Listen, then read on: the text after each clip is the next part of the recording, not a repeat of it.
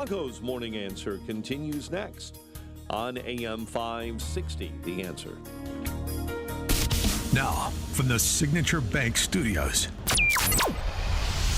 this is Chicago's Morning Answer with Dan Proft and Amy Jacobson on AM 560, The Answer.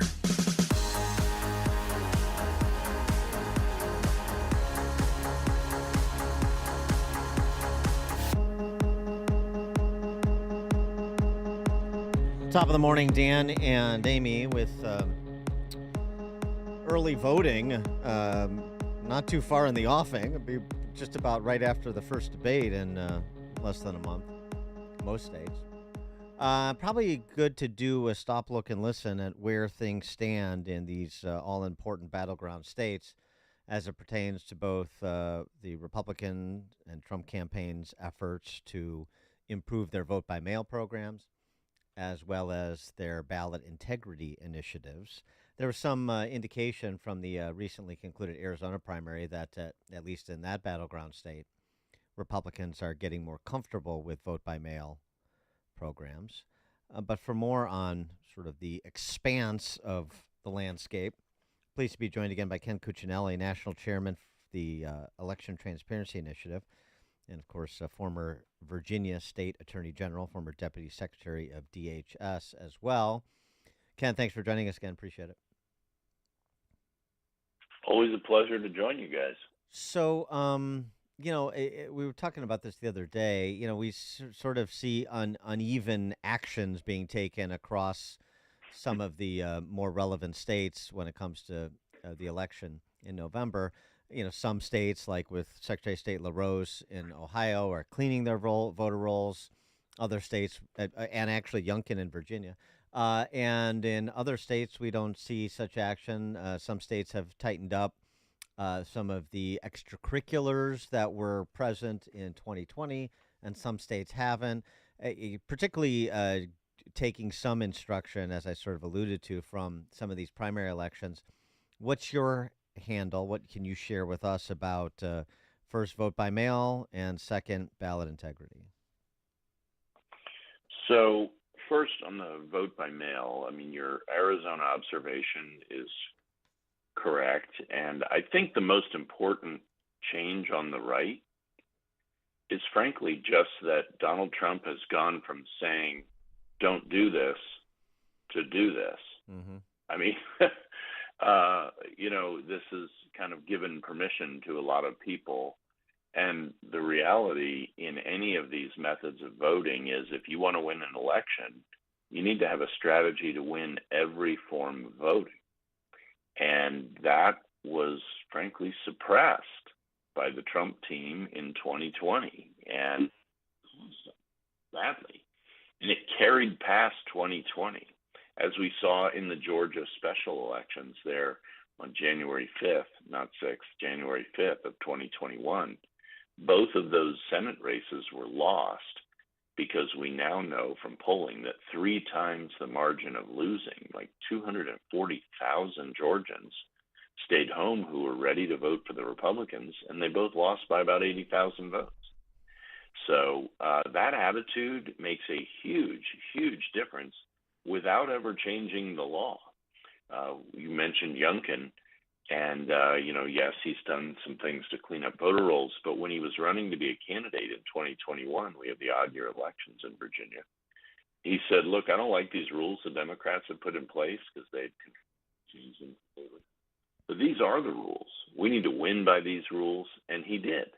And part of how he did was over 4,000 Virginians just volunteered to go become election officials, something everybody listening to you and me now can still do for their elections. And not poll watchers, but go in and literally work the election, count the ballots, run the poll books, et cetera. And so those human kind of mental shifts, cultural shifts, make a huge difference. Donald Trump and the Republican team have made a concerted effort to move their team into this game, if you will, and to get more early voting, to get more by-mail voting. I still have concerns about mail voting. One of them is just quite simply the post office has been telling people for years, hey, folks, we might not get your ballot there on time. I mean, they keep saying it while everybody complains about it, and they're not fixing that. People need to wake up to that reality. My preference is that people early vote. Otherwise, yeah, do the mail voting. By golly, do it early enough that the post office can screw it up and still get it there. Yeah. And the whole system across the country, if we look at the whole country as one election system, is much better than it was in 2020. In 2020, I give America a D for that election. And I think nationally, we're up to a C plus, and the swing states we're into B minus range. Almost all the swing states have gotten better. The major exception there is Michigan, which has gotten much worse. And that's been on purpose. The Democrats got control in Michigan. The progressive Democrats have run the table. They have both houses and the governorship, and they have intentionally reduced the power and opportunity for poll watchers. They have reduced auditing and transparency and security by law. So you ask yourself, why would you ever do that? Well, because you're clearing the way for people who would cheat. And so the margin of victory for Trump in Michigan is probably more than 4 points to overcome the margin of sloppiness and cheating. Normally, problems are just sloppiness, but in Michigan, they seem to be trying to pave the way, the progressive Democrats are, for cheating. And most other states, even where it's split, like Wisconsin, and the governor wouldn't sign anything, they got Zuckerbucks banned by referenda.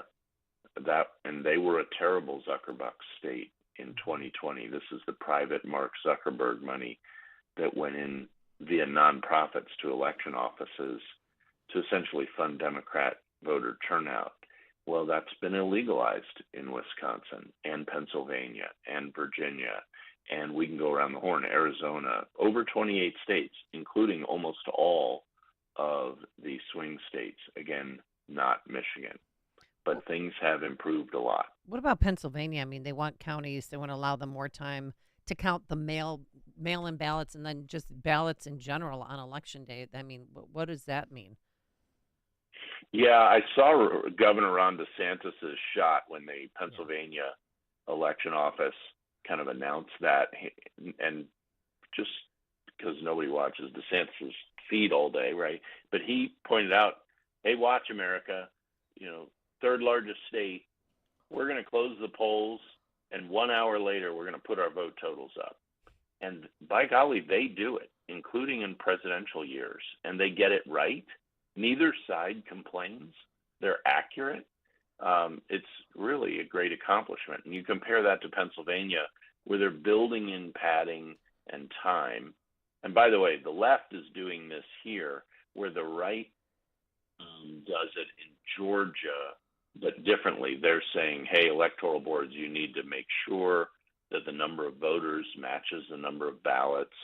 Seems simple, right? But that takes a little bit of time. And they're assuring it in Georgia, and the left is going crazy in Georgia. And they love seeing the Secretary of State of Pennsylvania kind of muddy the waters about ballots coming in that night. There's been this ongoing fight about ballots coming in after Election Day. You heard me say how bad the post office is. That's not getting any better between now and Election Day. So ballots are going to arrive after Election Day. Now, in a state like Virginia, I believe Pennsylvania has the same. If your postmark is prior to Election Day, then your ballot can be counted if it arrives in time. But where these fights tend to blow up, with part of what they're talking about in Pennsylvania, is they count ballots where there isn't a postmark at all, or there isn't a postmark from Election Day or before. And that, you're it's right. You're asking for trouble for that. Right. So that speaks to the question of, okay, so you've identified these areas that are problem spots, these states, and I'm sure particular areas like Detroit, like True. Philadelphia, and maybe there are others too, like in Illinois. Everybody knows Cook County, but in southern Illinois, there's a county called Jackson that also has a history with struggling to administer a free and fair election. So in the states, the people know where the spots are. And so is the Trump campaign, or the Trump campaign in combination with the RNC, are they deploying resources based on those needs where they know that Yes. they've got trouble, and they've learned from 2020 that they need to be in real time, preemptive, not reactive, after, like in Pennsylvania you were just describing, absentee ballots without the proper postmark and so forth being counted. Yes. And boy, isn't that the truth. Let me zero in on one thing you said, is the proactive, not reactive. The biggest change at the RNC, and the only thing I've ever complimented the RNC over, because there's never been anything else, is that they have ramped up their offensive election litigation since 2020. They've filed over 80 lawsuits all over the country to do things like clean up voter rolls. When secretaries of state like Fontes in Arizona announce rules that aren't consistent with the law, the RNC is going in and suing. And to your point, Dan, if you do that after the election, it's already too late. Mm-hmm. You need to be doing this all 4 years. And for your listeners, the left has been doing this for 20 years. They have a 16-year head start at being proactive in trying to shape the election process. Now, in my view, a lot of what they're doing is trying to tee up races to win them unfairly, or in the mess of litigation, which, by the way, they're happy to create, because they still litigate more than the right. But the right is now, especially the RNC, is now actively any proactive problem fixing instead of waiting till after the fact. And I can tell you, as a former state attorney general, if you have problems on or after election day, you only have about 5 or 6 weeks to diagnose them, figure them out, solve them, and you still have to certify your election, or declare that you're not going to certify the election. And getting a judge to say, no, we're going to redo this, is incredibly hard to do, Right. just as a human matter. So it's really important to do this on the front side. So the ultimate question, I think, that people want the answer to is, do you feel confident that the election administration in the swing states, combined with the actions taken by the RNC and the Trump campaign, means that there's no reason that Trump should have this election, quote unquote, stolen from him? That there's every reason that he can win straight up, and people who feel like the fix is in and they're going to find a way no matter what we do, that sort of that fatalism that's out there, that is misplaced. Yeah, that fatalism will lose you an election before you ever get to counting ballots. And people need to show up and vote. And that's nothing happens without that. But yes, Dan, I'm a lot more confident that the systems in place, both by the Trump campaign itself, the RNC, other elements of the right of center world, like the Election Transparency Initiative that I lead, is part of a much larger coalition now that is actively engaging and doing things, simple things like showing up when they open the machines out of the warehouse and test them before they deploy any machines, even things like optical scanners. And at Election Transparency Initiative, we frankly don't think there should be any other machines other than optical scanners. But the reality is every locality and state uses different. And we're a lot more confident that it's going to be a lot harder to cheat and for problems to be skewed against President Trump than it was in 2020, where, frankly, it was all done beforehand to a degree that whatever else happened election day and after didn't even matter. Zuckerbucks alone and the Hunter Biden laptop censorship each alone flipped the race. That's without getting to all of the other problems about inconsistent ballot counting and all these other things that were or weren't going on in Georgia and Pennsylvania and Detroit and so forth. So One other we're a lot better off. Does that mean we don't have anything to worry about? No. But right. we have It's always something to worry really about. surrounded the universe of worry pretty effectively. One other aspect, and this sort of came to the fore again this week because of the indictment of the founder of Smartmatic, and that is that the technology itself with the polling booths. Now that he was indicted for allegedly bribing, Filipino officials to get contracts for their voting machines.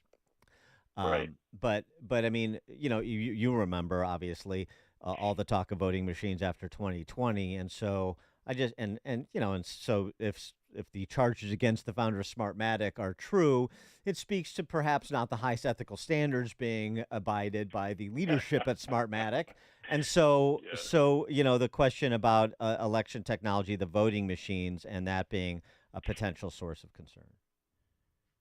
Yeah, it is a potential source of concern. It's why I use the example of showing up for the logic testing, it's called, for the opening of machines, so that they have both sides, and I really want everybody showing up, because the point of obtaining confidence means that everybody has confidence in the outcome of an election, and that means everybody's there to look at the opening and setting up of every machine so they can see its. We at ETI, Election Transparency Initiative, completely oppose the use of any machines of any kind that have modems or network connections of any kind. And in fact, the Election Assistance Commission, which is an advisory federal commission set up after, 20 years ago, more than that now, they also suggest that that's a basic good practice for states to avoid in this case. Now, every August, a bunch of hackers get together in Las Vegas and they make a run at voting machines of every kind. It drives the election community crazy because they're always successful. Now, that doesn't mean it's necessarily easy, but they do identify weaknesses that will not be fixed by this election. They will hopefully be fixed by the next election. So you can question the timing of that event. But these are imperfect systems. It's why paper should be the gold standard. Whenever there are questions, we should go back to the paper. That's also why we support optical scanner as the only machines to be used. They're just counters. You use fill in the bubble and you use the counters. And they're the primary mistake, if they're made, is that people misalign the location of dots. But the pattern will typically give that away, and you can spot that mistake. And those are things that are part of what's tested in logic testing at the outset. And those machines should be tested as well. And the people listening and their equivalent Americans all over the country should be there for the testing. Get trained, know what to look for, understand the machines used in your area, and don't just complain about it. Show up and be there on the days, and they're publicly advertised, where the machines are tested. Every single one of them is being deployed. And so you can see for yourself that your own officials are following the law, that the machines are starting from zero, and you can ask all the questions you like at that point. A lot of election officials, Dan, unfortunately get all prickly when you start asking them questions because they get all defensive like you're attacking them. But those questions and answers are part of transparency, and they're part of educating the public about how an election is supposed to work when things go correctly, so that those same people, one, can say, hey, that worked correctly, but they also know what isn't correct, so that when there are problems, they can flag them. And a lot of the newly trained people, I'll use my Virginia example where I lived in 2021, who spotted the biggest problems, cheats, in fact, of hundreds of ballots, were spotted by those newly trained people who had never worked on an election before. They called it out in the largest county in Virginia, Fairfax County. Turned out the same kind of violating of the rules was going on in several other counties, and it was stopped on the spot before ballots were counted and before they were included in the count. And that's important because once a ballot goes in, it's awfully hard to get out. Yeah, fresh So- eyes. Fresh eyes always helps. Yep, fresh eyes. Amen. Ken Cuccinelli, National Chairman of the Election Transparency Initiative, former State Attorney General of Virginia, and former Deputy Secretary of DHS as well. Ken, thank you as always. Appreciate it. Good to be with you all, as always. Thank you and have a wonderful day. And he joined us on our Turnkey.pro answer line. Listen to podcasts of Dan and Amy from the AM 560 mobile app. Download it today at 560theanswer.com/mobile. Hi, my name is John Stanton, founder of the Stanton Group WP. For over 20 years, I have been helping clients and their families plan for their personal definition of retirement. I'm offering to take a look at the plan you have in place now and see if it makes sense in a world that is in constant change. My practice deploys a core and protect risk management process designed to succeed in any market environment. We are fiduciaries legally required to act in your best interest. My team and I work for you every day to help achieve your personal financial goals. Let's talk. Call me at 630-445-2380 or go to our website, stantongwp.com, to schedule a